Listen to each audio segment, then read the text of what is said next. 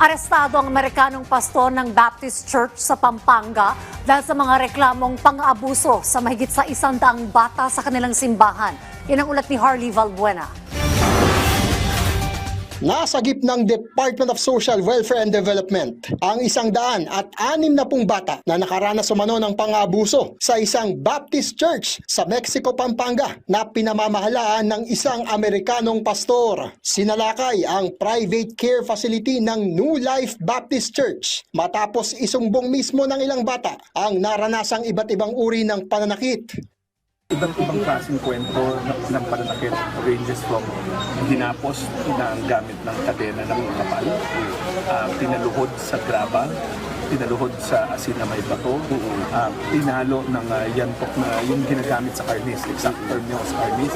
Meron kaming report na tinalo ng PVC pipe, kinulong sa kubeta, hindi pinapakain. So these are all grave child abuse.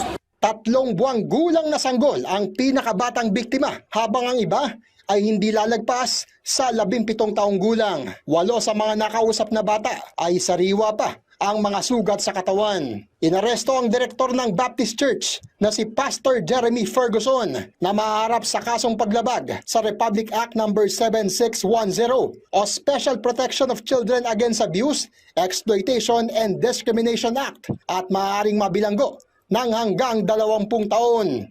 Sinilbihan na rin ng cease and desist order ang New Life Baptist Church.